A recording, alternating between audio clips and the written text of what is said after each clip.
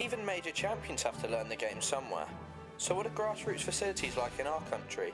I went back to where I learnt the game to speak to head coach Keiran Poole about the state of golf teaching in England.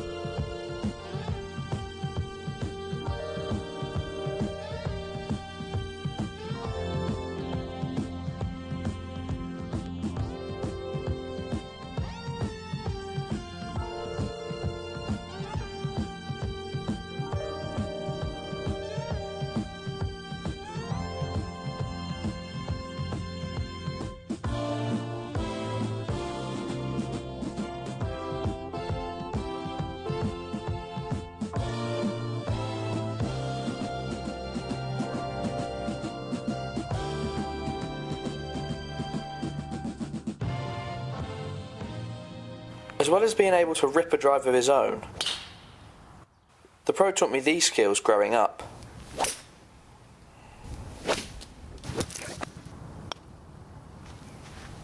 As well as securing many awards himself, Keiran also helped me win the club match play championship at just 15 years of age. But I wanted to know if teaching methods have changed since he learnt to play the game. Okay, so Keiran, we're here on the first tee now. I'm quite nervous coming back here, so what's the most nervous you've been on the golf course?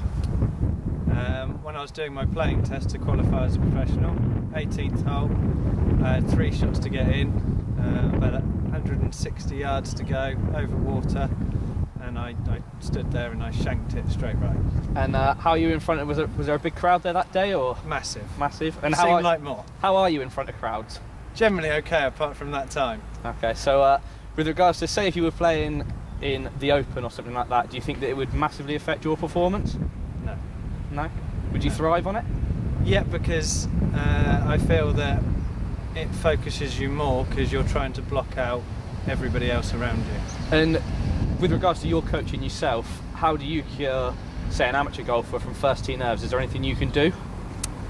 One of the tactics I've used in the past is to get them to find something that they like, whether it be a family member that takes them to a different place. One of the ladies I coach, we've stuck a photo of her sons, her 2 sons, in her scorecard holder, and she looks at them before she tees off, and it takes her back out of the fact that she's just about to hit the first shot. So as I teed off and Keiran gave me a few pointers myself, we discussed many factors that could lead to England eventually breaking this major hoodoo. The game has moved on a lot more now than when I was younger. We used to get taught on grip, aim, setup and posture, and that caused everything else to happen. We now teach on ball flight, so there's physical laws that cause the ball to fly, and we change whatever it is in your swing we need to change to affect the ball flight. So that's why now everyone's swings look different. It's not so much a textbook golf swing, it's about what we get the ball to do. It all sounds very technical, but what about a pro's equipment? Do they just go for the biggest sponsorship deal they can get? Or does it make a vital impact in the way they play? It makes a huge difference. Obviously it's their craft, it's their game, they need to know exactly where that ball's going to go. Having the right weight, the right shaft flex will allow shot dispersion to be tighter, so if they've got ill-fitting clubs they won't work correctly for them, they won't fly straight, especially on your wedges and your putters. The lie angle becomes very important. Also another big factor at the top end of the game is the actual golf ball itself. We look at things like spin rates. They need to be spinning at the correct rate to get the right distance repeatedly. So it's a big factor. It's obvious that Keiran knows what he's talking about with equipment, but surely this is the job for some nerd at TaylorMade or Callaway. Why is Keiran sat behind a desk? Why isn't he out teaching? I would definitely like to teach more, but with current financial situations it's not always as easy now, because we would have to pay extra staff to cover me whilst I'm teaching. Although if I was teaching more I'd be able to earn the money to afford to pay the staff to get in there. It's a bit of a catch-22 at the moment. Too steep and you see you're off balance at the start. So what I want you to do, as you swing back, I want you to feel that your left shoulder turns over the top of your right knee. When he's able to get out of his own shop, Keiran's passion is teaching kids to play the game, something he has a simple philosophy about. Just got to keep it fun. If they enjoy it, they'll come back. It doesn't matter if they're good or bad. If they have fun, they'll enjoy it, they'll come back.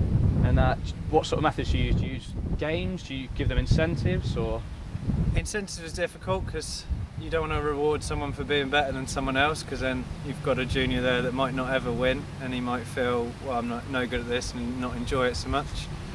We try to do games, and if it's a point where we've got juniors that are better than others, we try to do team games rather than individual. Have you ever lost a junior that's been quite talented and just given up the game because they wanted to do other stuff, they wanted to participate in other sports like football, cricket? It's always a difficulty because golf at the start, and quite a lot of people, is always a second or a third sport. It's something else that they want to do. Maybe their parents want to get them to play golf. It's more towards the end of their junior career that we tend to lose them, not towards the start. So it's retaining them once they're getting good at other sports as well, because golf will take up quite a bit of their time. Fun and enjoyment should be why juniors play the game, but do old traditions like dress code and etiquette hinder this? It's a barrier. I don't know if it would put kids off, but it's a barrier. It's something that they've got to get used to. Traditions of the game, the etiquette are good for the juniors. It teaches them good values for life, but I don't really enforce dress code as much with the juniors as we would do with adults. We try to get rid of any barriers that we can until it's at the point they're ready to go on the golf course. Then on the golf course we'd have to get them to dress properly. Do you feel that some talent's being wasted though? If a kid doesn't want to turn up and doesn't want to wear the correct gear, but he's extremely talented at golf, how would you deal with that? If he's extremely talented and he's good for it, it would be the passion of the game that makes him want to play, not what he's got to wear. A lot of talented young English players have the passion for golf that Keiran talks about, but they decide to learn the game across the other side of the Atlantic. But why is this? I think the opportunities are greater in America. For one, they're generally going to have some better weather, so it's easier to play all year round. Another one is they gear the subjects around golf. The sport comes first and they fit the lessons in around it, whereas over here at the universities the subject comes first and then your sport comes after. Even top English players like Luke Donald and Lee Westwood depend on their coaches to sort their swings out when times get rough, a relationship that Keiran believes is vital. At the top level, I think it's a lot more important that it's a good relationship with your coach. You should have a good relationship whether you're at the bottom level or at the top. You see someone like Tiger has changed. I think he's had 4 swing coaches now.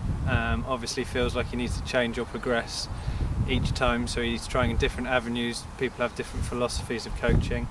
But then you can look at someone like McIlroy, who's had the same coach all the way through from a junior, so he's obviously got great belief in his coach, and he feels that it's got him where it needs to be and he doesn't need to change it. So as I finished up on my lesson, we had talked about first tee nerves, equipment, teaching structures, junior development and coaching, but I had to ask Keiran why English players just cannot seem to win major championships. I think a lot of stress is put on majors at the minute, whereas if you look at actual performance, they're in the top end of the game. So you've got Westwood, you've got Donald sat currently at number 3 in the world, although he's not English, an Irishman's now number 2 in the world. The stress is however put on a major, and for some reason we haven't been able to perform, whether that be mental, physically they're all definitely good enough because they can win tournaments, they're just not seeming to win a major for some reason. So whether it's the fact that we put so much stress on winning a major and that's how you're sort of perceived, if you've won a major that's when you become good, yet being number 1 in the world for weeks and months on end doesn't seem to be good enough. It all seems to be marked on has he won a major. So does my old pro think it's just a matter of time before an Englishman holes a putt for major championship glory? I think we've got a lot of people that are close, but as you see from the Open and the Masters, it doesn't have to be someone that's consistently playing well. You just have to get the right weekend and you have to play well at the right time. We got enough players there or getting thereabouts, so it will just be a matter of time before we do get one. So as England's quest for a major championship goes on, I decided after my lesson to pop it in a hole that I've always been good on, the 19th.